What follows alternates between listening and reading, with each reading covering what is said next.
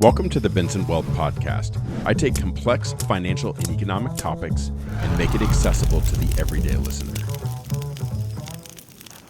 Hello, everyone, and welcome back to the Benson Wealth Podcast. As a reminder, my name is Drew Benson. I'm the president and founder of Benson Wealth Management and a senior wealth advisor with Raymond James. I'm also the co-managing partner for True North Wealth Management Group, which is a platform for independent wealth advisors. I'm a certified financial planner. I'm a wealth advisor, and formerly, before my career in wealth management, I was a macroeconomist.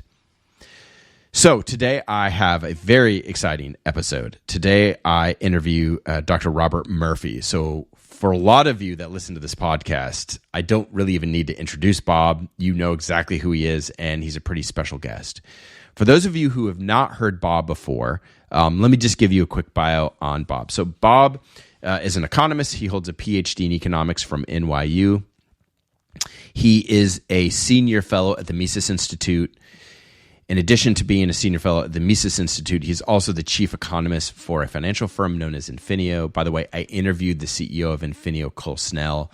So Cole, by the way, this was a great addition to your roster to have someone like Bob on the team. Great pick as a chief economist. So a couple other things about Bob. He runs 3 podcasts. I would encourage you that if you're listening today and you really enjoy this content, please listen to more of Bob's content out there. It's fantastic.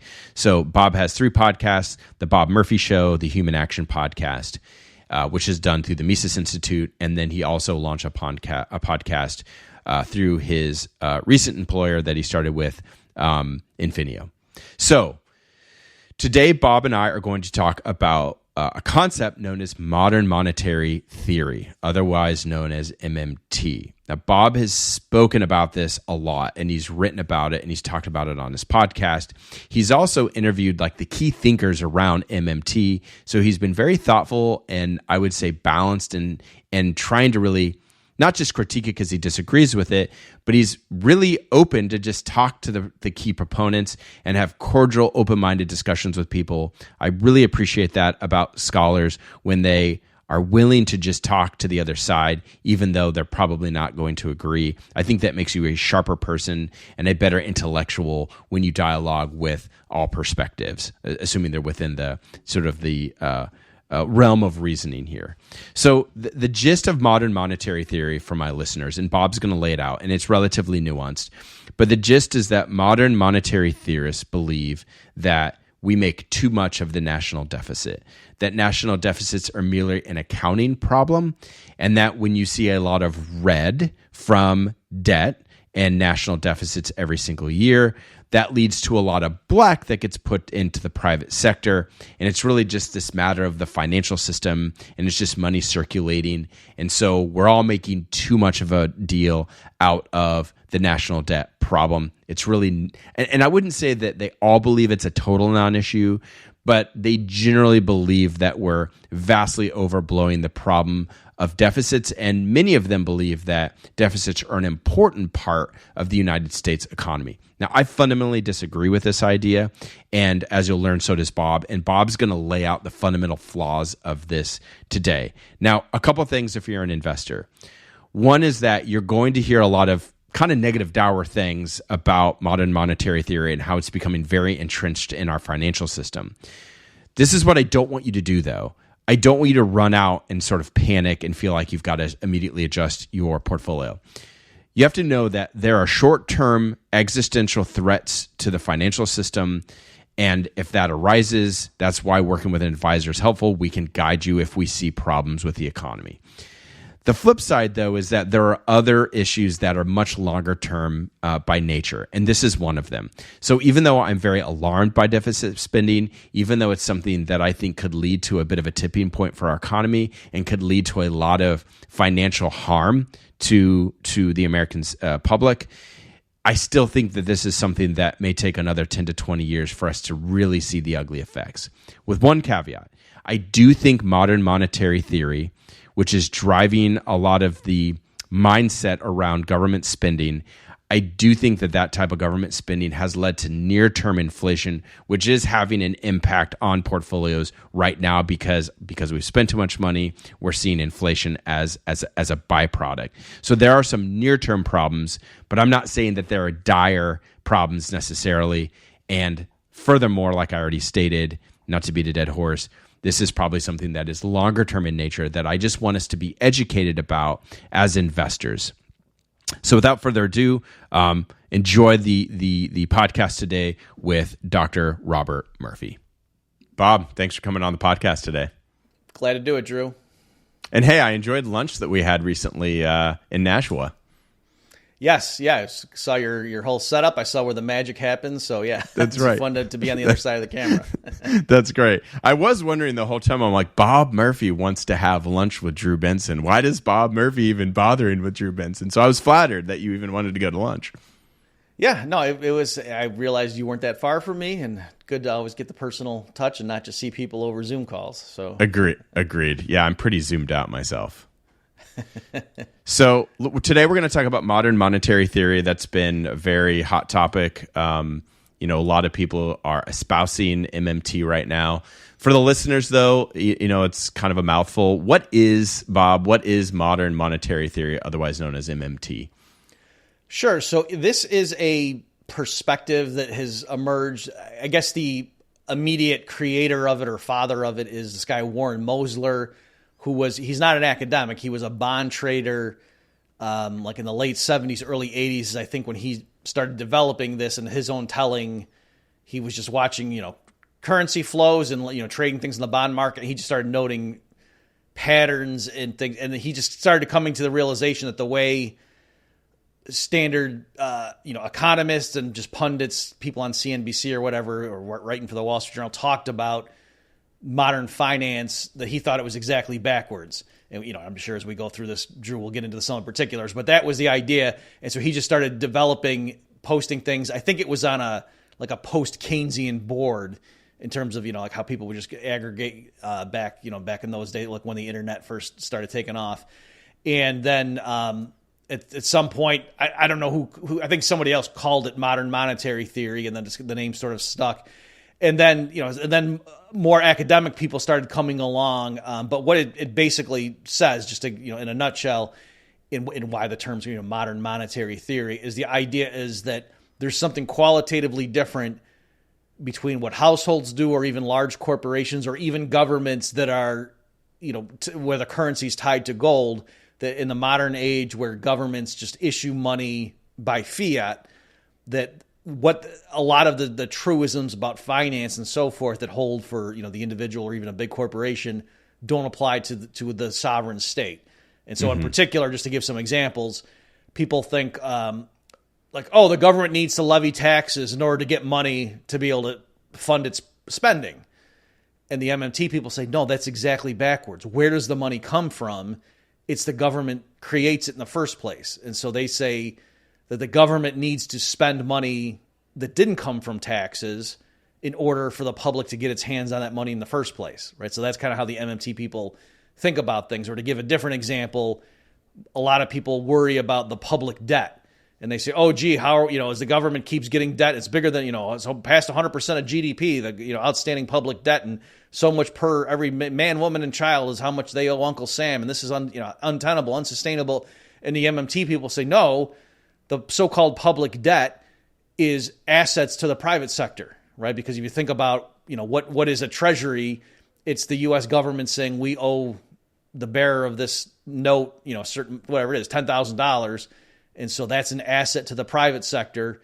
And they're saying, in a sense, that's the only way the private sector can have net financial assets is if the government owns it, right? Because if you own a bond that some company issued, if you just draw a circle around the private sector, it kind of cancels out. It's one party's asset, another party's liability. The only way the private sector collectively can have net financial assets is if they're owning bonds issued by the government.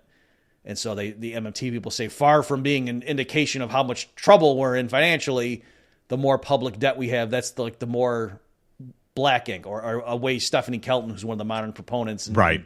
champions, says it, is she says their red ink, meaning the government's red ink, is our black ink. So that's kind of the idea, and they just flip. So fundamentally, I guess to boil it down to one sentence, they say that when it comes to government programs, the problem is never finding the money. Like, how are we going to afford it?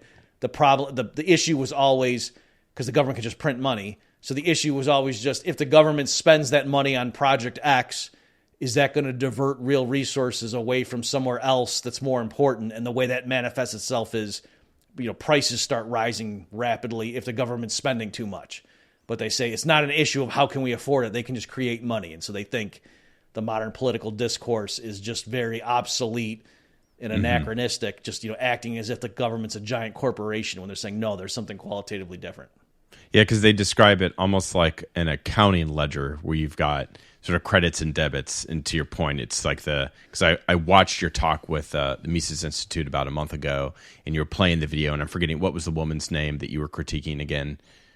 Probably Stephanie Kelton. Stephanie Kelton, that's who it is. So Stephanie Kelton, takes out the deficit graph, and she shows all the red down below. They kind of turn it sideways too, for a visual effect, and they say, oh, look, there's all this red on one side of the ledger, but it's really just accounting.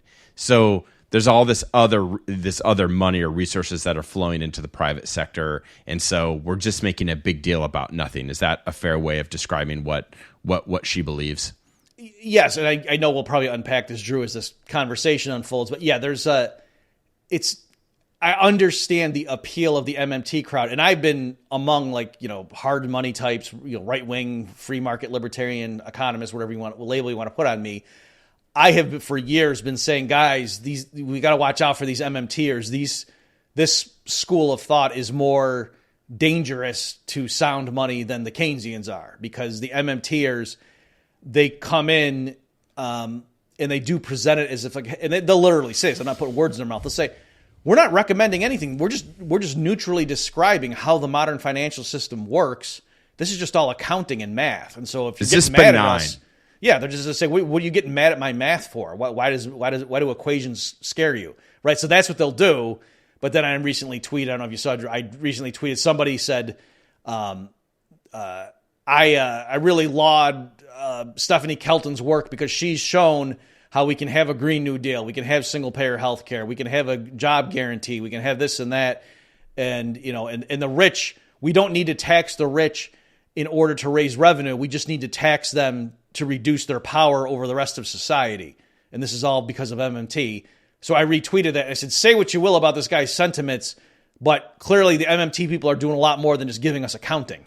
You know what I mean? Like, they're packing a lot in there, or that they're not prescribing things, like, clearly. So that's kind of where I'm coming from, where it's you can call it a Trojan horse, which is a bit of a cynical term, but the idea is it's sort of a Mott and Bailey strategy, where if you attack them, they'll just retreat to, oh, this is all basic accounting, we're not recommending anything. But then once they get their foot in the door with the accounting and people start to say, oh yeah, so the government can spend all this money and it's actually a good thing if they issue debt to, that's just more assets for the private sector. Then it's, well, now given that we have this new fount of spending power, what should we do with it? Well, we can do all these other goodies that even somebody like a Paul Krugman might say, well, we can't do all this stuff because, there's constraints. So that's kind of, why it's rhetorically very appealing, but I would say dangerous, is that, on one hand, they do present a bunch of accounting tautology. To give an example, Drew, so Stephanie Kelton in her book has a neat thing where she's telling an anecdote about how she was meeting with some policy wonks and government officials and things like that, and she was saying, okay, if you could snap your fingers, wave a magic wand, and get rid of all the government debt, would you do that?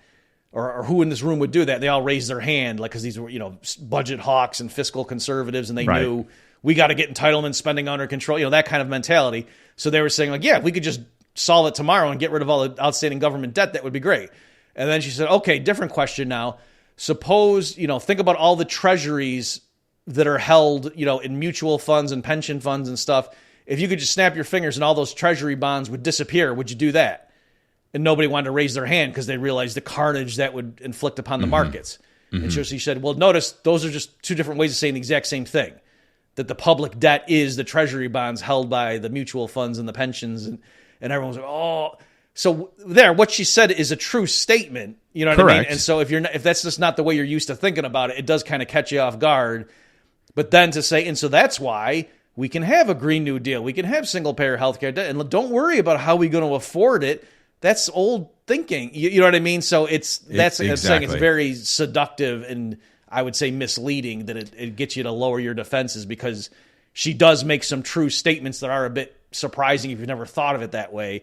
But then, the punchline is something that I think is unsupported by the earlier accounting tautologies.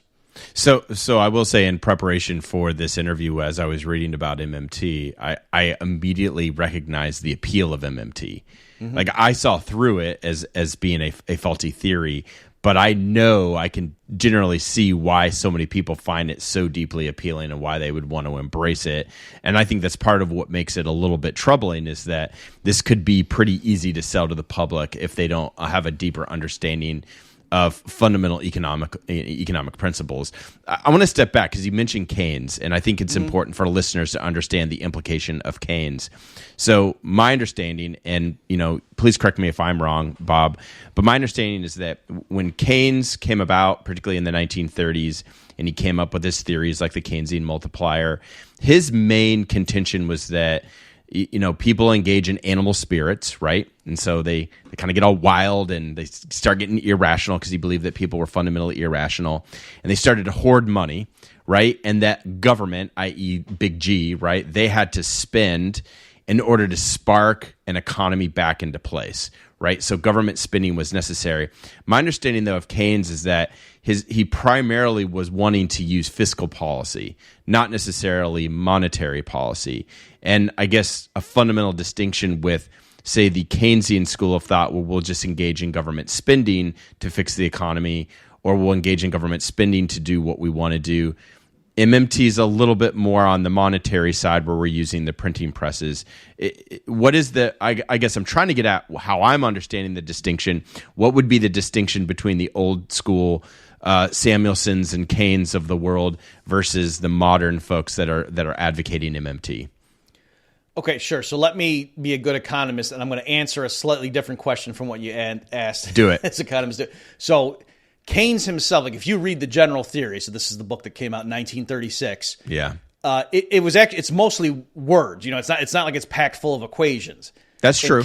And Keynes is I don't recoil from calling him a brilliant guy. That doesn't mean I agree with him, of course. Sure, so no. He wrote a lot of, he had a lot of trains of thought in there and discourses and a lot of stuff about, and there's uncertainty and there's this and that. And so a lot of people, saw inspiration in his work for what they wanted to do. And so there were different strains of Keynesian thought that came from him. And so there's now the new Keynesians and the post-Keynesians and this and that, right? And so what I can do to give you a more crisp answer is I can certainly tell you the difference between Paul Krugman and Stephanie Kelton. Okay, so Krugman calls himself, I think he'd be classified as a new Keynesian. And so that's been Bernanke's school of thought, correct? I think if you had to put him in one, I think that's true. Yes. I'm dusting off the books and going back in time, and I recall a professor saying he's a new Keynesian. He's taking the ideas of fiscal policy, but he's applying it with monetary policy. Yes, and so the as opposed to the Chicago school types who think markets basically always clear. Oh, and even if there's a business cycle, that's actually the rational, efficient outcome given some shock to productivity, right? So that's kind of the Chicago rational expectations guys like a Milton Friedman or a Robert Lucas. Correct.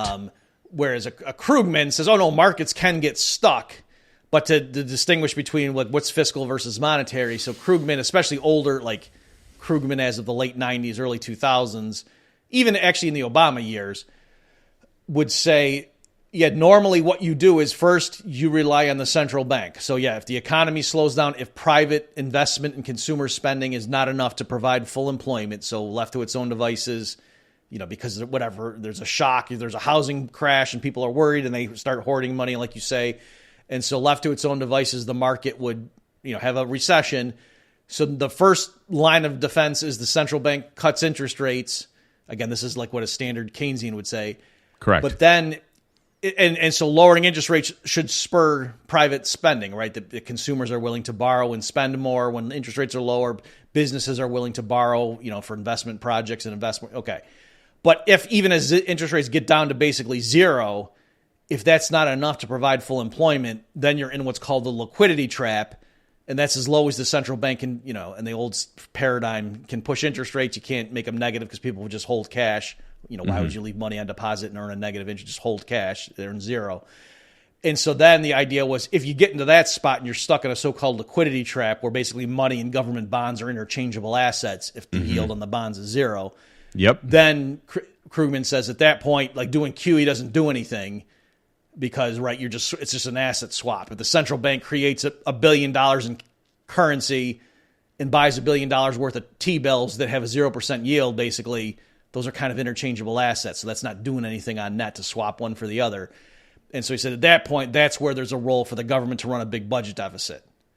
And that's how you got to get the extra spending in the economy. And so Krugman would say you can see that is in Keynes, even though he might not have fleshed it out so much. Like it was, Keynes' disciples over time that, put that into mathematical models and blah, blah, blah. So that's kind of what Krugman thinks. So Krugman thinks if you're in a liquidity trap, then the old rules about scarcity don't apply, and the government spending money to build a bridge isn't sucking resources from other potential uses. It's like, no, those workers would have been sitting at home watching TV had the government not run that deficit. And the resources, the steel and whatever that went into the bridge would have just been idle had the government not built it. But Krugman says if we're at full employment, then it does matter. And if the government builds a bridge, that sucks resources from elsewhere. And so that's why the only time you'd have resort to deficit spending is if you're in the so-called liquidity trap. So in contrast, the MMTers, it's more like this is just the way things are all the time. It's not like, under these special circumstances, the old classical wisdom breaks down, and that's when there's a role for deficit spending. In the MMT world, it's more like this is just, it is what it is. At any time, when the government spends money, that's new assets coming into the economy, and it's just a question of, is using those resources a good use or not? Is that what we want to do? And there's more of a deference given to like the political class, deciding the merits of each spending program on its own terms. Like, hey, if you want Medicare for all or whatever, Medicaid, you can go ahead and do it. And you just got to decide, is it worth it to you guys? Whereas Krugman, I think, actually has more deference to you don't want to override the market if you're outside a liquidity trap. So it's even more extreme than Krugman, which is quite a statement. Yeah, right. And I think I'm being a little unfair to Krugman, by the way. I think it's fair. So Krugman, just so people don't think I'm like picking fights that are non-existent. No, I mean, Krugman really was debating Stephanie Kelton as MMT started gaining more currency, no pun intended, among young progressives, right? So Stephanie Kelton was an advisor to Bernie Sanders, for example, when he was running for president. So that's why Stephanie Kelton was that's helpful. Yeah, and so just to get people so they can kind of see the politics and also, she's a woman, Krugman's an old white guy. So I think there is a little bit of that where the MMTers seem like this fresh, new, innovative thing that are moving beyond the crusty old guys like Larry Summers and Paul Krugman who are they're better than, Milton Friedman and those nutjob Austrian Ron Paul types. But right. Still, they're the old guard. And I think there probably, too, was some jealousy of, Krugman for a while was kind of the cool kid, and he was in the movie with Jonah Hill or whatever, and had a cameo. Yep. And then now he's not the cool guy anymore. Now, to give another example of how the tide has changed, the recent MMT documentary called Finding the Money, there's the clip of it that went the most viral was they brought in Jared Bernstein, and he just ended up looking like a buffoon. And I don't know if we're going to talk about that issue about, why does the government even, he couldn't explain himself. Yeah, so he just ended up looking like a buffoon. And so some people who didn't know any better might have thought that Bernstein was like some right-wing guy, at Chicago. And no, Bernstein was a Democratic, he was Biden's chief economic advisor. Okay, and he was also, one of the heads of the CEA under, what's her face?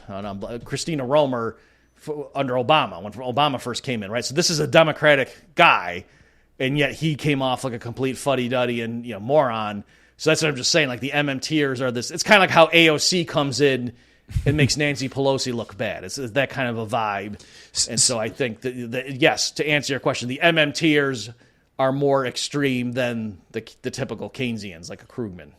Well, I think interesting, back to the gentleman you were talking about, I'm spacing on his name already. Bernstein? Jared Bernstein, sorry. Couldn't explain basic open market operations. Like, you could tell he was trying to think through, like, wait a second. So if we issue a bond, no, wait. We have to. He was like processing. I should play the clip. Maybe I will when I go to the edits here. But he's like, I definitely think you should. Yeah, because it's laugh out loud funny. I mean, it's what was extraordinary is this is like Econ 101, basic market operations, right? When the government buys bonds, it injects liquidity, and when it sells bonds, it sucks liquidity out of the markets or cash out of the markets. And he couldn't even. You could tell he had a really hard time wrapping his mind around how even the Fed operates, but I don't think they care. I think what my takeaway listening to Jared Bernstein is I don't think he really cared what the function was of any of this. They just believe that it doesn't matter how it's done. We just need to go ahead and engage in modern monetary theory, and I don't need to hash out all the little inner workings. Was that kind of your takeaway from it?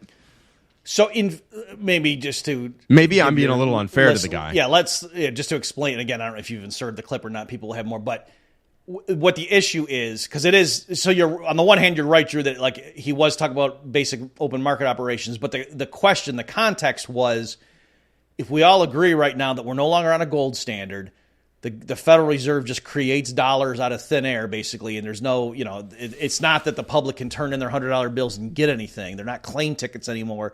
They're just fiat currency that don't, the dollar's not backed up by anything. Sure. Right? We all agree on that.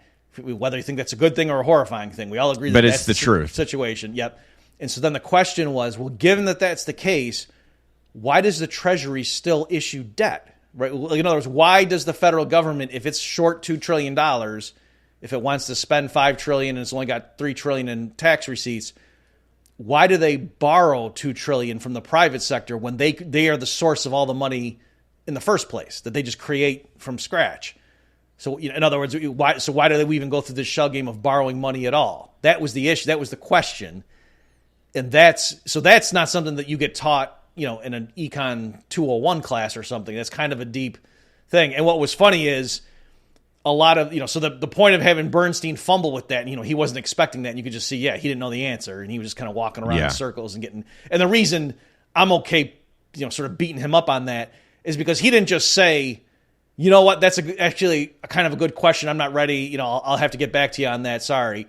I would have just let it go. I said, okay, he wasn't ready. But he didn't. He walked around, fumbled around for 30 seconds, and then just went, I don't think it's a big deal, and took a sip of coffee and tried to make it look like he didn't just get caught flat. That's why I thought he was bluffing.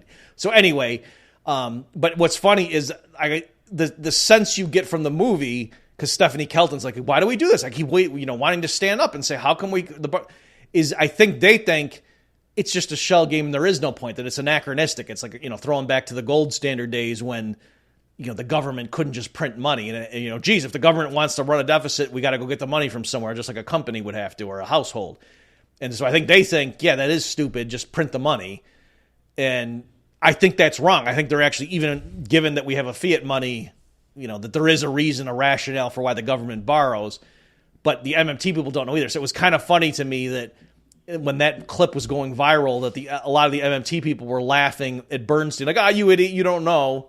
Because the answer is obviously there is no reason. When I thought, no, the answer is, and I don't know if you want to get into it now, Drew, as to what I think the real reason is, but it was just funny that the MMT people were running victory laps about this idiot Jared Bernstein when I don't think they knew the answer either. Correct. Okay, so before we get into that, I want you to talk through, we've kind of laid out what MMT is. Why don't you talk through what is fundamentally wrong with the idea of modern monetary theory? So what are the problems here? Nope, did I lose you?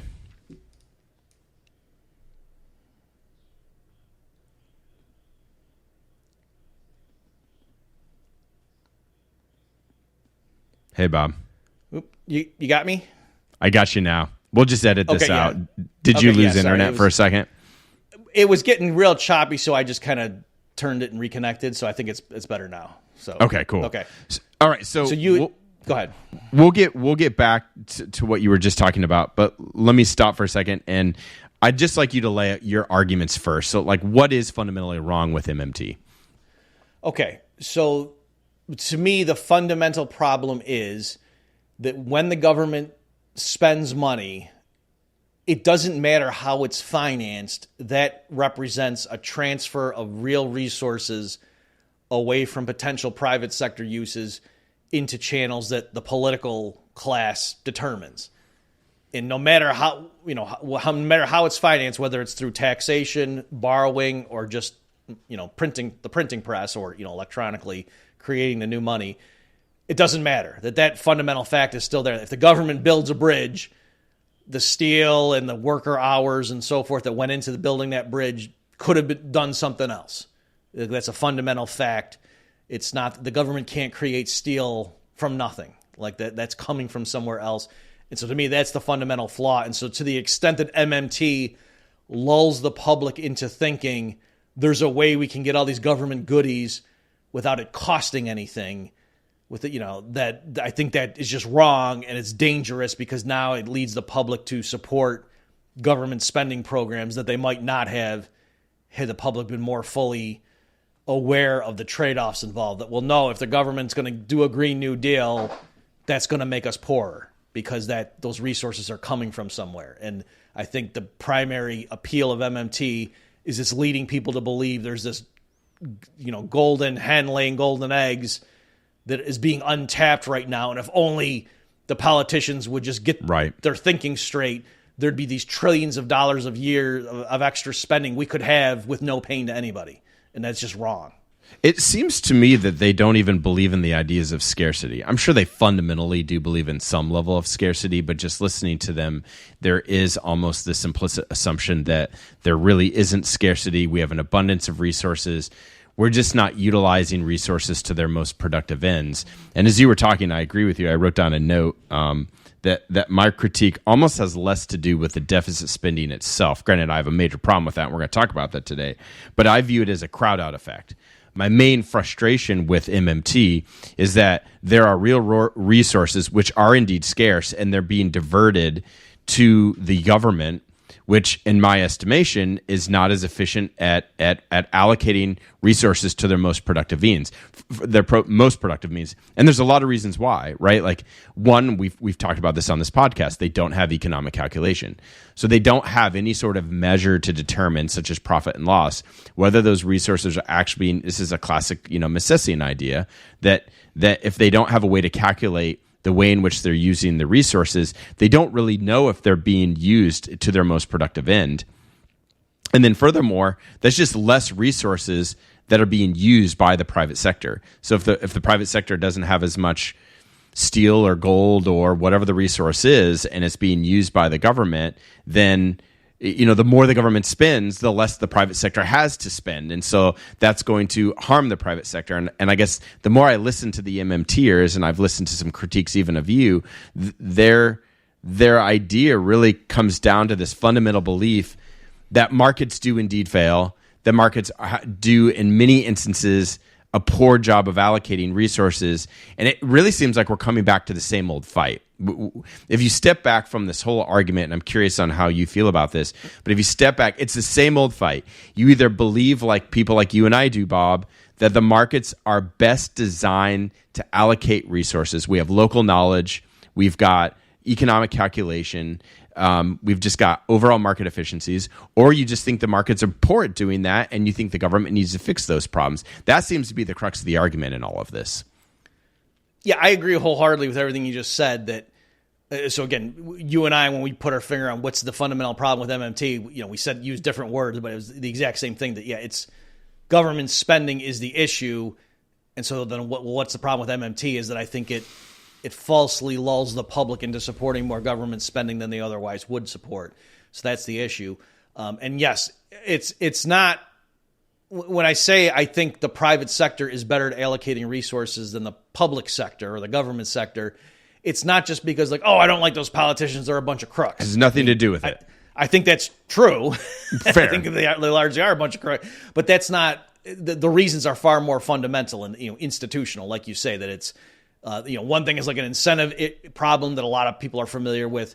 but you don't have your own money on the line. There's things like why, like just something even simple like forest management. It makes a difference if you are a bureaucrat who's in charge of the national forest and you're selling contracts to private timber companies to come in and log. You're just looking in the short term. You're not trying, you don't need to maximize the long-term market value of that forest because that's not an asset that you pocket. You're going to be in your spot for whatever it is, 5-10 years, and then you're going to go do something else.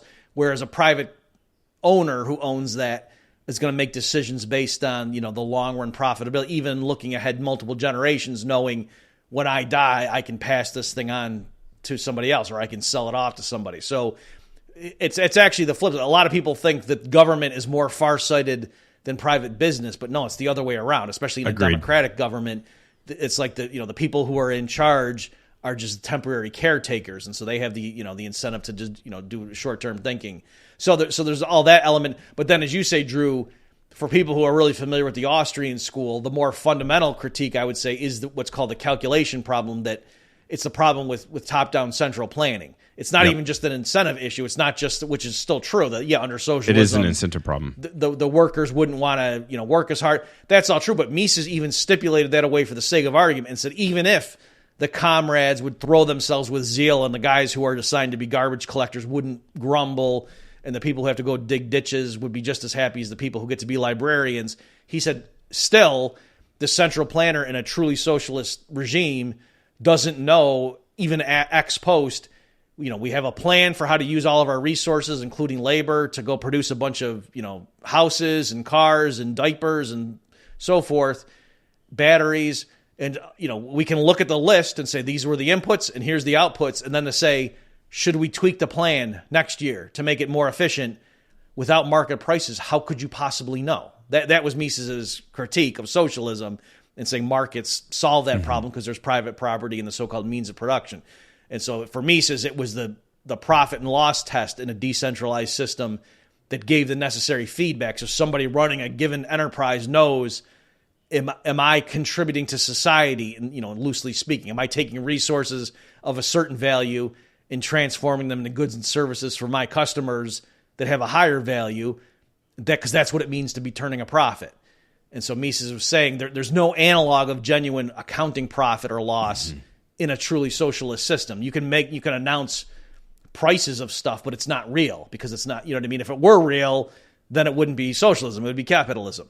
That's right. So that's kind of Mises' point. And so once you understand that, then you see, the MMT people could say, oh, stop throwing around, exaggerations and hyperbole. We're not being socialist.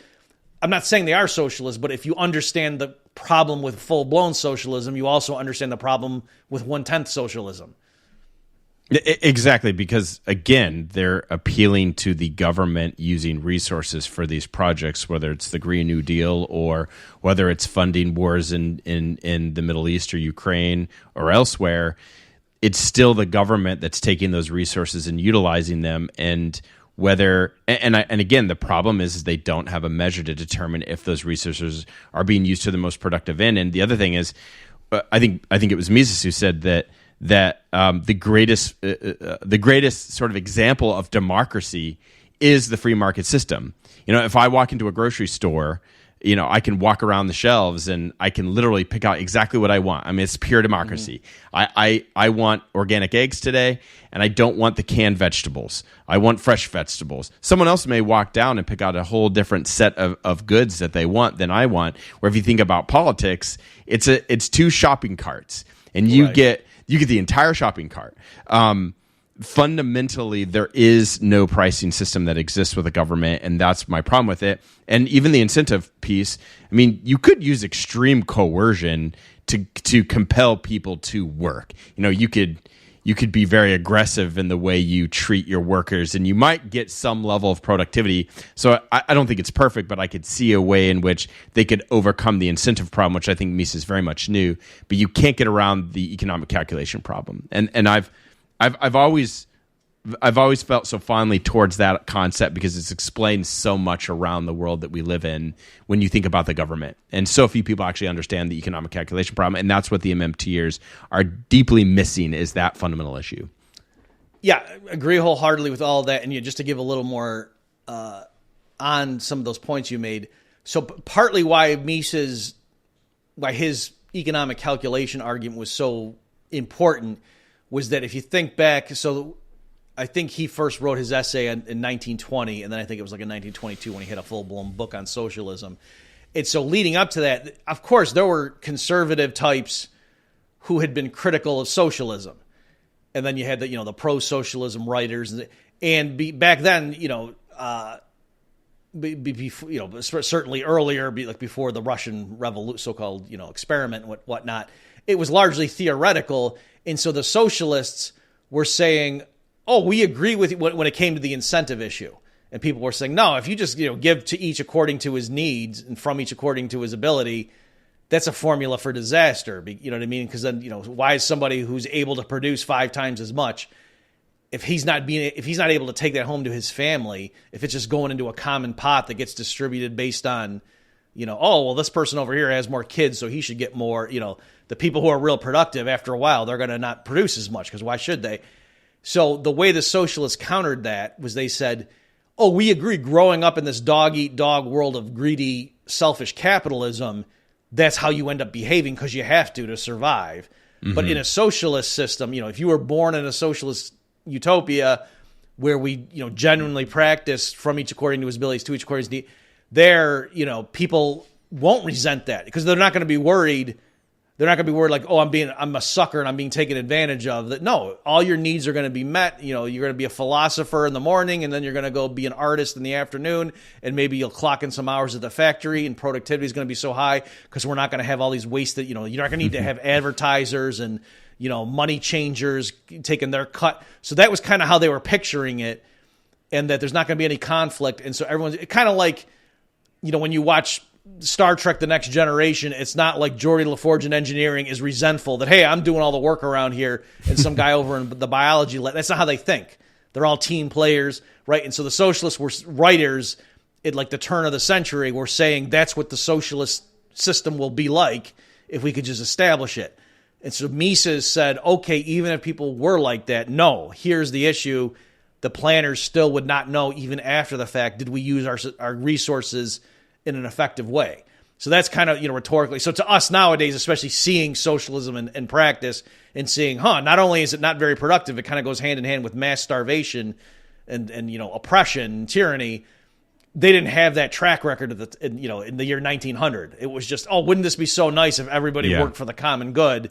Correct. And so Mises was saying, one way I like to summarize it is to say it wouldn't be enough if people were angels. Mises showed they'd have to be gods. And so that, he just was raising the bar, saying this is not going to work. Yep, exactly. I do want to stress, and I'm assuming you agree with this, we're not accusing the MMTers of being socialists, nor do we think that they're socialists. But I will say this, Bob, I think they're falling into some of the same traps intellectually that the socialists fall into. And that goes back to the economic calculation argument. I think they don't fundamentally understand that, or even if they do, they are misguided in their belief on the way that the government is able to allocate resources. So I'm not saying they're socialists, but I am saying they're falling into some of the same traps. Yeah, I agree. Just if you read, just how like a Stephanie Kelton or a Randall Ray or somebody talks about when they say, because again, they will cover themselves. They do a good job that they will, periodically, like in their writings, and if they're giving a public lecture that's, more than 10 minutes or something, they will make sure that they say, we understand there is scarcity, right? Like we can't just all move to Mars next week. Like that technologically is impossible. We understand. Mm-hmm. And so they're saying if the government does try to fund more programs, then there are enough real resources to actually implement. That won't work. And what would we see? We would see prices start shooting up. Certain pockets of resources would get real expensive in bottlenecks. And so then that's how we would know. But they were saying that, so therefore when the government, when the planners are sitting down to determine, what should we spend money on, rather than saying, well, gee, how much tax revenue do we have? We could float some bonds, rather than looking at it in terms of raising enough money, because Kelton's saying that's not the constraint. You can just create money electronically now. Instead, they should look at the real resources and say, well, if we were to build this bridge, this is how much steel would go. So Drew, you're right. They're not explicit, full-blown socialists, but yet the way they talk, as if a group of experts sitting around a conference table could figure out, is it a good use of all this concrete and, construction laborers and blah, blah, blah, to divert these resources to do this project over here. For them to even talk like that, it shows they are not aware of the problems of socialism, because otherwise they would realize what we're saying here doesn't make any sense. Exactly. So it seems like they're not wanting to fund government projects through taxation, because taxation is inherently very inefficient for them. And they just may not get the revenue that they want. So therefore, they engage in deficit spending. It does seem to me, and hash this out for me, that the idea of MNT, or just opening the printing presses and engaging in deficit spending, it seems to me that it's merely just a deferred tax on society. Is that true? Is it a type of deferred tax? Would they view it that way? What are your thoughts? Okay, so there's a lot there to disentangle. So let me... Sorry. Right. So MMT, again, and with a lot of this stuff too, it's a little bit tricky because each author... has his or her idiosyncratic take, just like it's not like all Austrians think the same on certain issues. Sure. So, for example, Warren Mosler. So, what I'm hitting right now, Drew, is the issue of do they support taxation? So, I think most of them would agree the government does need to tax, but probably not for the reason you think. So, the conventional understanding is, well, of course the government needs to tax because they got to get the revenue to, pay the military and pay for Social Security and build bridges and roads and blah, blah, blah, and schools. So, of course, they need to tax. Otherwise, how do they get the money? And the MMTers flip it, and they say, no, any money that the public has that could be used, that could be taxed, first came from the government, right? If you have a $100 bill in your wallet and some 20s and whatever, where'd that come from? Look, it says Federal Reserve note.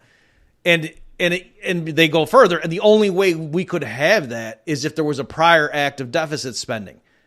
Right? The only way we can on net acquire green pieces of paper is if the government first spent more than it collected. Because if it just spent the amount of tax revenue all the time, on net we wouldn't have anything, right? If the government spent $1,000 and taxed it right back, no one in the private sector would be having $1,000 anymore, right? So that's so when you get kind of like, wait a minute, you do kind of get all tripped up. So that's where they're coming from, right? So you might think then, so the MMTers are saying, let's get rid of all taxation tomorrow, right? Because it doesn't, and they would say, no, we're not saying that. And the reason is, in order for this system to work, the dollar has to have purchasing power, right? Like people have to be willing to sell goods and services for green pieces of paper. And so the MMTers say, why is it? Now the Austrians have a whole theory as to why that's the case. The MMTers have a completely different theory, and they say the reason people work their butts off to get, Benjamin Franklin's and Andrew Jackson's is because they have to pay taxes. That the only way you can satisfy the IRS, and we're talking about the U.S., is you need to have enough green pieces of paper or, the electronic version in your checking account to pay your tax bill. So the function of taxes, they say, is to maintain the demand to hold the currency. But given that the public does demand the currency, now the government can just create new currency at the stroke of a pen or the push of a button. So I'm just saying it's hard to get into their mindset and unpack this stuff because they just, every single issue they look at, it's almost like if you're a Catholic trying to study Protestantism or something, and it's like, whoa, you get all flipped around. So anyway, wait a second. So you don't have the magisterium interpreting the text. Like I'm so, you start arguing from a very different context. I think that's what makes my head kind of hurt a little bit with this too, is sometimes when I get into dialogues about MMT with people, there's a lot of, circular logic, and they always have an explanation. Like, oh, no, that's not really what we think. We actually do like taxation. We just think it serves a different purpose. Yeah. So there's that. And then, so as far as I think many MMTers don't support deficit spending, that they think it would just be more straightforward and transparent if, let me clarify. When I say deficit spending, I mean financing it through the issuance of more government debt. That's what I mean. So they definitely are in favor of the government spending more than it takes in tax receipts. So if that's what you mean by deficit, yes, they're definitely in support That's of what that. I mean by it. But yeah, okay. So but what they don't necessarily support is floating bonds. That instead they would just say, if the government takes in $3 trillion in tax receipts and spends $5 trillion, just create the extra $2 trillion and let it go into the economy. So, so if you say, when you're saying, is that just deferred taxation? I would actually say, no, that's immediate. It's hidden taxation. So I think issuing debt is deferred taxation.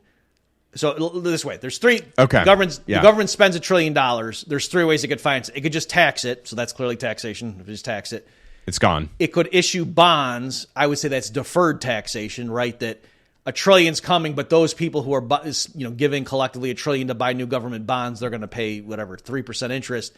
From their point of view, that's just an investment. That doesn't feel like it's not a tax to them. But then when you take into account, well, how's the government going to pay the interest? And then if they retire the principal, that's coming from tax receipts down the road. So I would say, yes. Unfunded liabilities. Yes. So debt finance government spending, I would say, is deferred taxation. And then the third possibility is just creating the money with no corresponding, new government debt.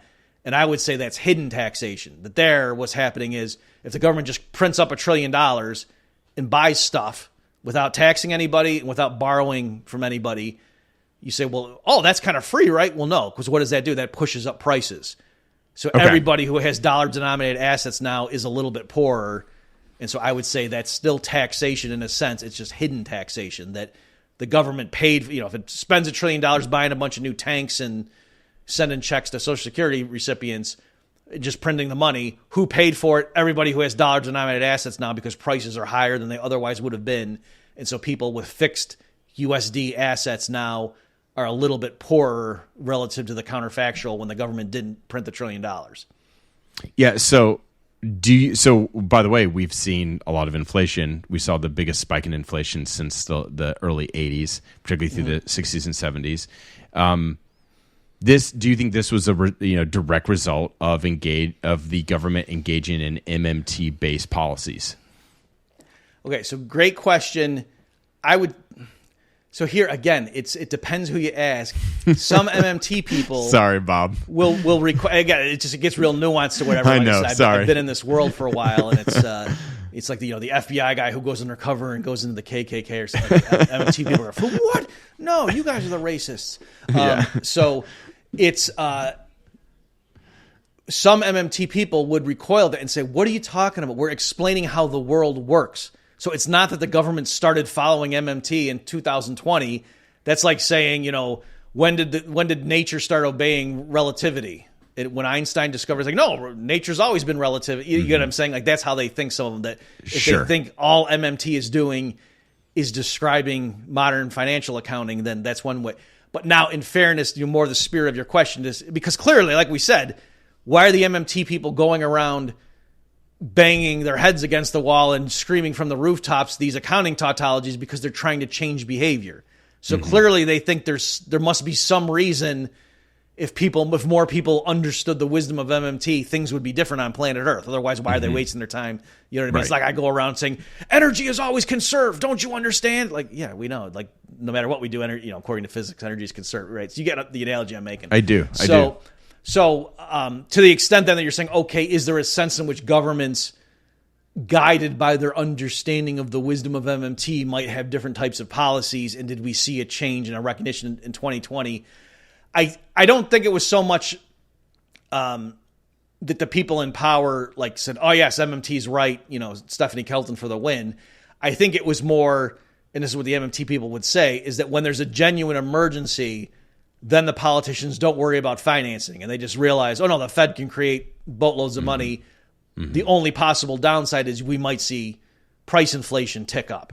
And that's really the only issue. It's not an issue of, how are we going to come up with the dollars to pay for these obligations? That we just create them, right? So I think that's what a more nuanced MMT person would say, is that yes, when there's major or if there's a war, if a suitcase nuke goes off in Iran next week and the U.S. government mobilizes, nobody's going to be saying, well, how do we have the money to pay for these carriers to be deployed? They just know the Fed's going to turn on the printing press, right? So that's what the MMT people would say. And so, yeah, I think it's fair to say when COVID hit, a lot of governments around the world that had been talking about austerity, that all went out the window and they opened up the monetary spigots. So I would say that we didn't call it MMT, but the ideas behind MMT have been around probably for decades, if not centuries. Well, in the movie with Stephanie Kelton, they talk about World War II, right? And that was sort of, they didn't call it that, but it was like an MMT response to the war effort. Talk about the World War II and kind of what they were driving at and what your response would be to that. Sure. So yes, in the movie called Finding the Money, and again, because that's their central point, is that let's stop talking about how we're going to afford this, that, we can just print money. So yeah, one of the little tangents they went off on was an analysis of the World War II era. And they said, like you say, Drew, back then when there was an existential threat to the U.S., our way of life and whatever, then people were sensible. The adults in the room knew it's not a matter of how can we afford to mobilize. It's just a matter of, if we want to start cranking out this many battleships and this many tanks, what has to happen? Well, we're not going to be making Ford automobiles for the public for a while. And women are going to have to keep their old nylon stockings and not buy new ones for a while and so forth. And so the public's going to have to ration and, really cut back on their consumption because we got to redirect resources into the military sector. And they're saying that's what they did back then, and they just open up the monetary spigots. If you look at the Fed's balance sheet or something, it takes off both in World War I as well. The Fed's created right on the eve of the U.S. entry into that, and so you can see. And then what did it do? You saw upward pressure on consumer prices, and then they explicitly introduced rationing and price controls and whatnot to kind of mask some of that.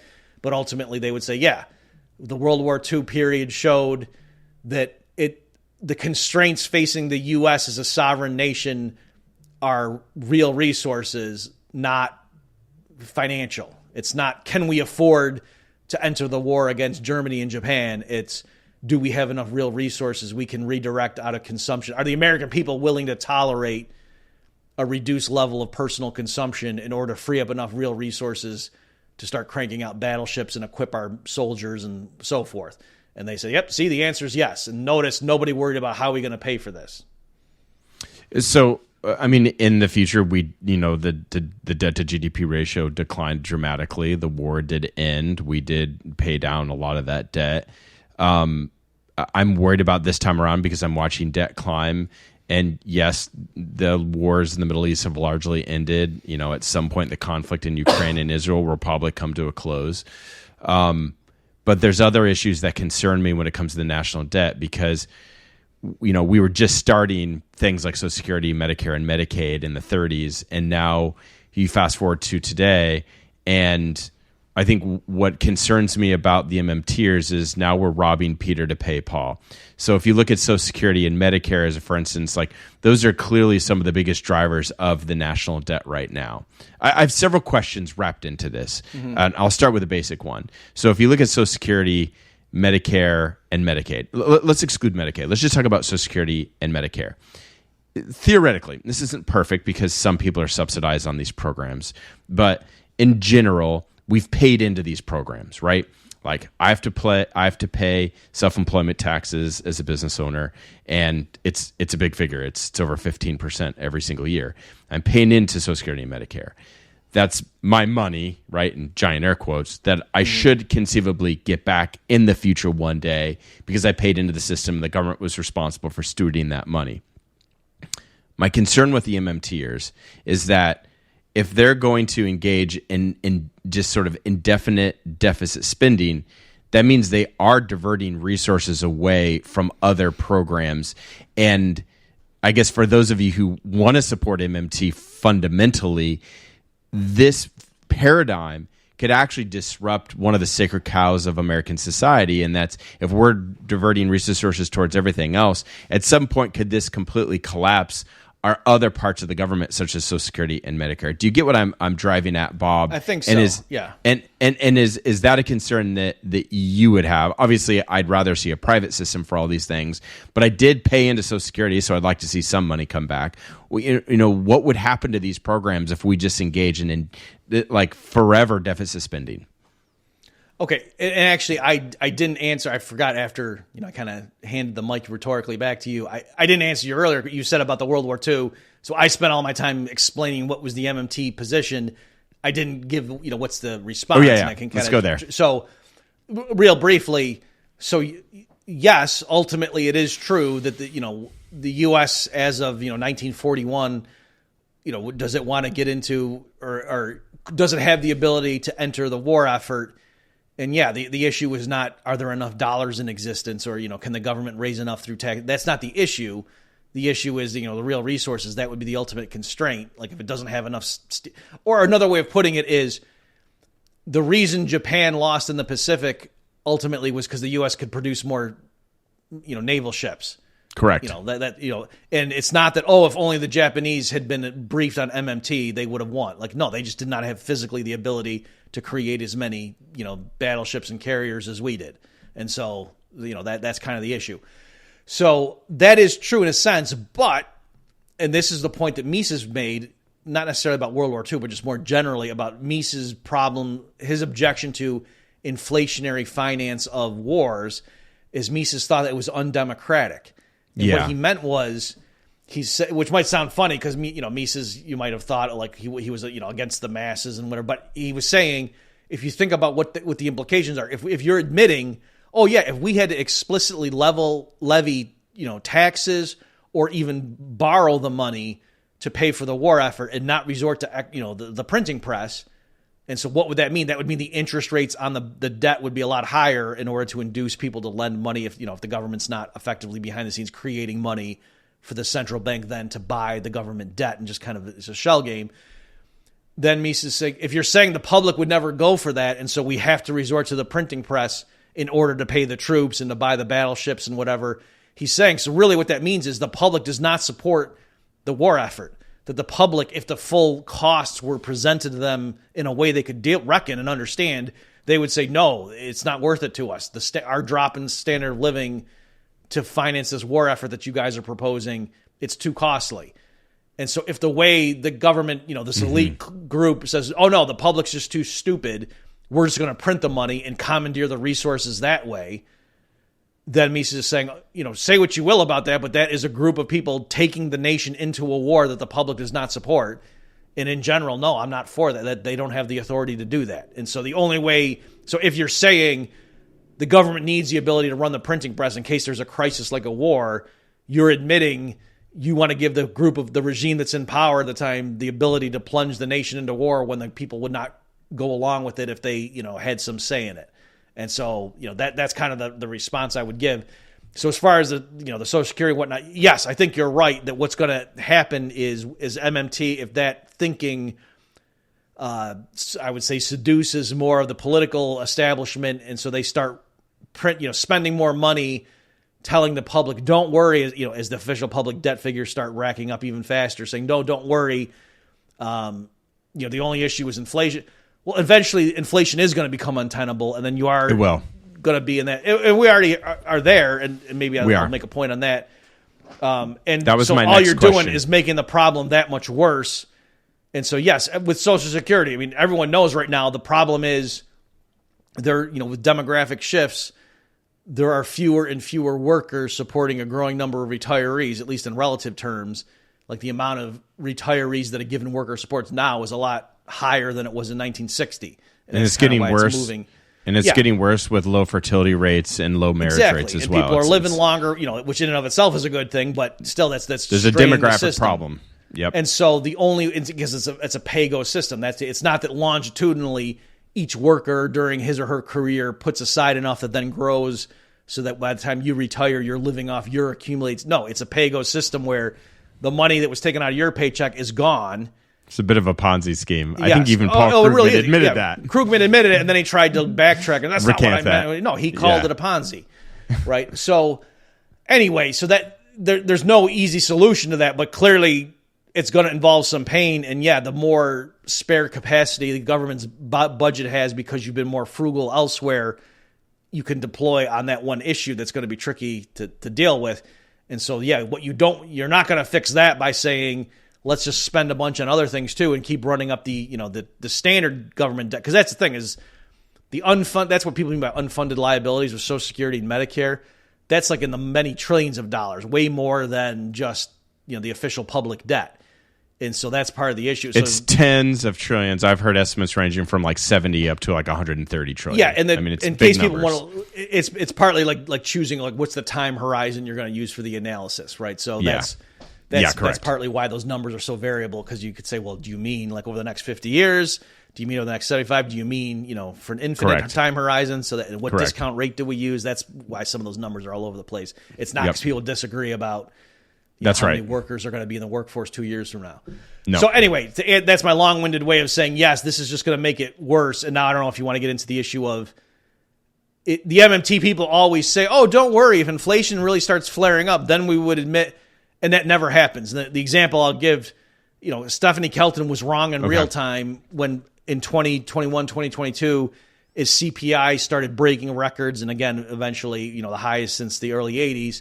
And all along the way, she was on CNBC, people were asking her, and she kept saying, oh, no, it's supply bottlenecks, don't worry, right? So, no, she misdiagnosed. It's transitory. Yes, transitory at the time. And I have never seen her, ex post, okay, yes, the government was spending too much, that's never happened. And then one I just saw the other day was some guy was making, so Milei down in Argentina, when he came in, so I think he was, the election was November of 2023. He was sworn in December of 2023. For calendar year 2023, Argentina had 211% inflation rate, right? And part of Milei's, campaign was, I'm going to bring that down. And if you look at the month-over-month figures, he has brought it way down.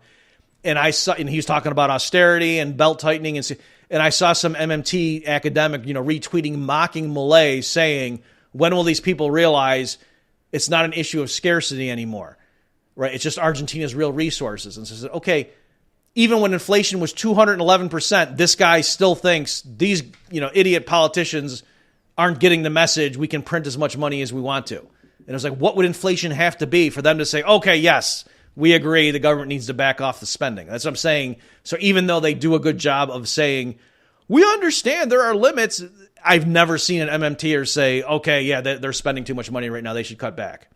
So they would at least admit, though, that there could be like a tipping point to the national debt? Because that was the other thing. I'm like, if you believe this theory, is there any point at which you're like, okay, this is maybe a little bit too far? Are they worried about us ever defaulting on their debt, or does that even matter? No, they would say, what are you talking? Why would we ever have to default? We can just print, you know what I mean? So what is it? What's the national debt? It's people have legally binding promises from the central government saying, we owe you this much currency. That's what the government debt is. And they're saying, no, it will never be hard to pay them off. We just print the money. Okay, right? Bob. So I'll right. So I'll push it back to you then, Bob. So if they can just print the money, then what's the big deal? Like, what could go wrong if we just print the money? Like, we could just inflate our way out. Maybe like we wouldn't default, but could we default? Right. So the problem is that yes, speak as Bob, not as MMTer, just to be clear. Right. Yeah, Bob. So right, they are correct. Right now, whatever it is, $30 trillion or something that's outstanding. The government could just next Thursday create $30 trillion in, either $100 bills or, reserves with the Fed or, electronic, legal tender money. The government could create that and retire all the outstanding debt and say, well, we just paid the debt off. And now everybody, instead of holding treasuries, would have either currency or, money in their checking account because there's reserves and so on. And so I'm saying that would cause prices to rise. Right. So that, to me, that's the problem, that just, in general, just like saying, well, why don't we just make everybody a billionaire? Could do it that way. Like there's let's go back to, basics here, folks. If the government can just create money, why do we have homeless people? Everyone could be a billionaire tomorrow. The government just creates $10 billion and gives it to each individual. Why don't they do that? And the obvious answer is because that wouldn't all of a sudden mean everybody could have a mansion and a private jet and a yacht, because there's not enough mansions. You know what I mean? Just creating dollars doesn't create more mansions and yachts and so forth. Clearly what would happen if everyone got $10 billion each tomorrow, prices would go through the roof. And you'd find, the $10 billion you had in your bank account wouldn't buy too much, just like whatever you have right now doesn't buy that much. You know what I mean? So that's what would happen. It's not that there'd be all of a sudden more farmland and factories and cars to go around. And so if you see why doing it, that to that level wouldn't work, well, doing it, 1% of that wouldn't be as severe, but it still doesn't make it all of a sudden a good idea. And so that's the ultimate issue, that yes, government debt, they don't need to explicitly default. They can just print the money, but that's just transferring it. Again, it's instead of the pain being, oh, we owe this people money. How can we, do we tax it from somebody that's painful? Instead of you say, well, let's just print it and effectively a stealth tax of everyone who has dollar-denominated assets. That's who you're kind of taxing when you make everything more expensive. You're still taking from a bunch of other people to pay off this creditor. It's just the way you're taking from them is more hidden when you print the money. Do you believe that the national debt could and will likely, eventually run out of control and we could reach a type of tipping point? Yes, if I had to predict, I think it's going to be a combination of things. I think that, they're going to keep letting it roll. I mean, right now I've seen the estimate, like the interest on the debt alone is over $1 trillion now. They in the last fiscal year, they spent more interest on the debt than they spent on the military, right? That's already happened. This is stuff when, 10, 20 years ago, people were warning, if we don't get our ducks in a row eventually, and now like those dire warnings that seem kind of crazy are actually coming true in real, we're living through it right now. So yes, to answer your question, I think they're going to, they can't stop this. Like it's going to be too painful. So they're going to just let things go. And then especially, the interest rates might come down for a while here, and then there's a recession. But then I think if, prices start rising again, they're going to have to raise rates, and you're going to be in this awful situation of the worst of both worlds where you're going to have high CPI and high interest rates. Kind of like in the late 70s, early 80s when, you had that double whammy going on. I think you're going to see that. And so then you're really going to be in trouble if the yield and right now there's a lot of short-term government debt too. So that's going to be rolling over. And so if the yield curve shifts up even not that much, all of a sudden what right now is $1 trillion in annual interest expense could turn into $2 trillion without, turning too much on the dial. And so, yes, to answer your question, I think that's going to be the problem they're going to be in.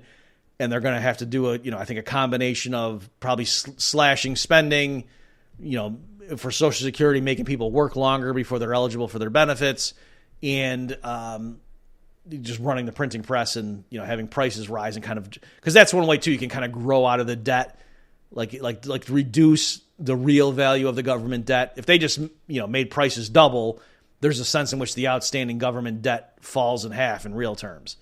So that is one trick they can do to kind of minimize the burden of the debt is just inflating. But again, it's not that that's costless. It just shifts the cost to somebody else. And I do think that they will probably raise the retirement age. They did it in the 80s by shifting it slowly over time from 65 all the way up to 67. Now retirees that are going into retirement. It's interesting over the years of doing financial planning with people is like, Jim's retiring and his full benefit amounts at 65 in 11 months. And then it was like 66 in 1 month. And then it kept moving. And now retirees are at 72 or 70. Not 72. I'm thinking of RMDs. They're at 67 for full retirement age. I think they'll probably do something similar where they're going to raise retirement ages again, and maybe full retirement age will be at something like 70. And to your point, that's one of the ways in which they can alleviate some of this burden. They might get rid of the cap on Social Security taxation as well, but that still doesn't solve it, right? I mean, even if they got rid of the cap, they've got to extract enough money out of the private sector. And if the private sector is being deeply wounded because of all the government spending and the crowd out effect, I don't even know if that'll have much of an impact anyway. You can only tax so much. Otherwise, you start to really reduce productivity via, say, something like the Laffer curve. You see all these unintended consequences. I think what I'm frustrated by is there's this idea that the MMTers are ignoring that they sort of assume that there's zero unintended consequences. Now, maybe I'm being really unfair, and I know there's all kinds of nuanced iterations with MMT, but it doesn't take a lot of intellectual creativity to think through some serious negative downstream impacts. It seems like they're very much de-emphasizing that. Yeah, I think you're right. Again, so like Warren Mosler is a sharp guy. Like I think he's just totally wrong on a lot of his key takeaways. But yeah, you can have a conversation with him and probably 90% of what he and I would say back and forth to, and I have had him like as a guest on my own podcast. I listened to part of it. So he's a sharp guy, and partly too because he was coming. I think he was probably very successful trading bonds and whatnot. What I mean? So he did have to know a little bit about what he was talking about just to be successful. So yes, depending on which MMT person you talk about, they might be more or less realistic and realize certain limitations. But I think the average rank and file MMT, or like if you argue with on Twitter or something, yeah, I think they have a very naive faith in the government, or perhaps it's they distrust the private sector so much they think, correct, well, letting politicians run the show couldn't be any worse than letting these rich fat cats who are a bunch of bigots and blah blah blah do it too. So, so I think that's partly where they're coming from. Yeah, I guess I had two takeaways. Is they de-emphasize the problem of scarcity is the problem number one, and problem number two is that they are overly trusting that the government will be better at allocating resources than the private sector. I would say those are the two problems that I have with it. What are your final thoughts on that? Yes, I think they believe that if you got a room full of experts who had good intentions and were smart, they could use society's resources. Maybe not every last kilowatt hour and acre of farmland, but that what they would do with they could say we can certainly rearrange things and do better than what we have right now. And I think that reflects a naivete and also not realizing that a lot of what we see right now is the status quo is not because, that's laissez-faire capitalism. No, this is the fallout of a highly regulated, interventionist system already, and that what they're going to do is just going to make it worse. So one final question. I was listening to a critique of you, and one of the points that they made is, well, there's moments when the markets maybe do fail, like in the lead up to 2008 and 2009, where people were investing in, quote, safe assets like mortgage-backed securities. And because the private sector so messed up, the Federal Reserve and the Treasury and the federal government essentially had to step in and backstop those, and they did open the printing presses for instance, by purchasing toxic assets and placing them on the balance sheet of the Fed, or engaging in the TARP program. So when you see, I guess that's a question then. Well, what if the market does a poor job, Bob? Is there a role for the government to engage in some of this MMT mindset? Okay, so obviously a big question there, a big topic. But my quick answer is yes, there clearly are business cycles, but from the Austrian school perspective, I would say those themselves are caused by interventionist government policy, either through the central bank or the commercial banking system that has a lot of privileges and so forth that causes this problem. So on the housing bubble and bust in particular, there were plenty. George W. Bush was doing photo ops with the American Dream Act and everything, and people were lauding Fannie and Freddie and for how they were getting people into houses that the market would not have put into houses. Right. So before things blew up, everybody was happy to say, yes, all these government programs are getting people mortgages and getting them into homes that otherwise wouldn't have happened. So then when everything blew up, and I was like, well, gee, how come the banks made all these crazy loans and were clearly putting people in houses they couldn't afford? It'd be like, that's literally what you were patting yourselves in the back for before it all blew up. Right. So you pick one. And just more generally, it's it's not correct. It's a profit and loss system. Right. And so what happens, during the bubble years, there were plenty of investors and, firms and whatnot that were cautious and were telling their clients, this is a bubble. We want to steer clear of this. We don't know when it's going to tip, but better to get out, a day early than a day late, that kind of thing. And so they were watching their competitors, earning superior returns in 2006 and maybe going into 2007. And then things turned, and then a lot of them did get bailed out. And so the solution is, when there is, mass hysteria and people fall for a bubble, let the people who were most into that go bust and let them fail. And then when the dust settles, it's going to be painful, but then the survivors are going to be the ones that were more cautious, and then they will acquire the assets of the ones that were more reckless. And so going forward, they're less likely to do that again. There's a cleansing process. And so that is specifically what the Fed short-circuited when it came in and bought all the mortgage-backed securities and, quote, rescued the banking system. So when you say, so in other words, when the bubble was brewing, a lot of insiders were saying, when people were pointing out systematic risks and things like that, and a lot of them were saying, well, if things ever really blew up, the Fed would just come in and bail us out. And they were right. Right. So when you say, they knew implicitly that there would be moral hazard. I mean, exactly. They knew it. Right. So that's what I'm saying, that it's a combination of all those things. But, say what you will. The financial sector was not a laissez-faire landscape as of 2006. Thank you. Yeah. Agreed, and I think what they're missing, because that was an argument that I listened to this morning, and I think my counter to that is exactly your point. They're presuming that it was all based on sort of free market fundamental forces here, and there weren't pressures. I mean, we had the Community Reinvestment Act. You had major pressures on Fannie and Freddie to lend to people that weren't creditworthy. And then to boot, for those firms that maybe weren't directly incentivized to take more risks than they wanted to. Because we have to remember, some of the banks were pressured into taking more risks than they actually wanted to. JP Morgan would be a good example. Jamie Dimon was actually quite critical and fearful of mortgage-backed securities and was mocked for it in the early days of the crisis, or before the crisis happened. But then you had plenty of firms that were like, we'll just take the risk and we'll bag a lot of money, and if it all blows up, it's this thing called moral hazard, and we'll get bailed out. And there's a great scene in The Big Short where Steve Carell is talking, and he's like, they knew it.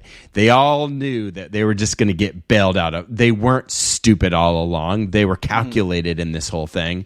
And then furthermore, when I look at MMT is promoting moral hazard, which was one of the major causes of the financial crisis. So they're literally fighting fire with fire, right? That's my frustration when I hear those arguments, is like the private sector failed because the government intervened, and now they're going to fix the private sector failure through more government intervention, as if that's just going to be this magic elixir that's going to make everything better. Yeah, and on that point too, like, and to bring the Fed into it, so lots of right-wing conservatives talk about the Community Reinvestment Act, Fannie, but just more generally, the Fed's interest rate policy. And this is hilarious. Paul Krugman, I think it was 2001. He had a column where he said he was like lamenting the doldrums of the economy, and with the .com crash, can the Fed get it? And he was saying, well, what needs to happen is Greenspan, who was the chair at the time, needs to replace the .com bubble with a housing bubble. Or maybe he said boom. I don't know if he said bubble. He might have said boom. Right. And then, so it was literally, it just showed textbook that, like, that's the Keynesian playbook is, you need to have a boom in a sector because you got to have spending, and you got to, if it's not in the NASDAQ, it's going to be over here in housing. And Greenspan, there was a Time magazine cover where he was called the maestro, precisely because, even with the .com crash and that recession that hit, housing prices kept rising.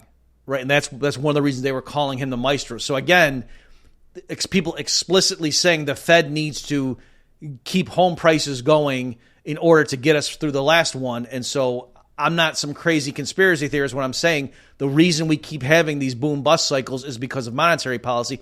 That's literally what they're saying too. They just think each time, if we just got it right, there wouldn't need to be a crash. And I keep saying, no, when you blow up a bubble, there's going to be a crash. Well, and there was already poor incentives because of things like the Community Reinvestment Act. And the way I view monetary policy is, if money is already being diverted to certain parts of the economy in an unhealthy fashion, when you grease the skids and you start throwing a lot of money into the system through a very dovish Federal Reserve, what happens is more money flows into that part of the economy that's bad, and it creates a bubble. And so I do think it's the path of least resistance. Real estate was hot. Everyone liked real estate back then. It was the asset that couldn't go down. There was all this pressure from the government. Then the Fed opened the printing presses. More money flowed into it, and we blew up this giant asset bubble. And to your point, then it comes to a head. And when the Fed isn't overly aggressive on their monetary policy, I think these bubbles could have been a lot more contained. I still think we would have had a housing crisis because of laws, but I think the Fed definitely threw a whole lot of kerosene on that fire. Oh yeah, absolutely. I think, this is a bit crude, but yeah, standard Austrian business cycle, the Fed, by opening up the monetary spigots, causes recurring asset bubbles, but you need more information to know. Like, why was there a tech stock bubble in the late 90s? Why was it housing in the mid 2000s? That sort of thing. Exactly. So to put this all in a bow here, I think this is just part and parcel of what MMT is, right? This implicit belief that we can just print money and we can flood it into the economy, and there's just no unintended consequences. And clearly, there's an immense amount of unintended consequences to just running massive budget deficits. Any final thoughts for us today on this topic that you were hoping to talk about, Bob? Well, I would just say that it's not a panacea to say we can just resort to the printing press, and there are some accounting tautologies that, depending on your definitions, are true in the MMT world, but just be very careful if it lulls you into believing the government can spend trillions of dollars and there's not going to be any pain elsewhere, that's an illusion. And the sooner we come to grips with that, there's going to have to be pain, and it's better to start dealing with it sooner rather than later. Cool. Bob, thanks for coming on the podcast. Thanks for having me, Drew. If you've enjoyed this content and you're looking for a wealth advisor, or if you're a financial advisor and you're looking to make the jump to the independent side, please message me on LinkedIn, or you can email me at drew.benson@bensonwealthmgt.com. Or lastly, you can call my office at 603-316-2544. Securities offered through Raymond James Financial Services, Inc., member FINRA SIPC. Investment advisory services are offered through Raymond James Financial Services Advisors, Inc. Benson Wealth Management and True North Wealth Management Group are not registered broker-dealers, and they are independent of Raymond James Financial Services. The foregoing information has been obtained from sources considered to be reliable, but we do not guarantee that it is accurate or complete. It is not a statement of all available data necessary for making an investment decision, and it does not constitute a recommendation. Any opinions are those of myself and not necessarily those of Raymond James. Expressions of opinion are as of this date and are subject to change without notice. There is no guarantee that these statements, opinions, or forecasts provided herein will prove to be correct. Investing involves risks, and you may incur a profit or loss regardless of strategy selected.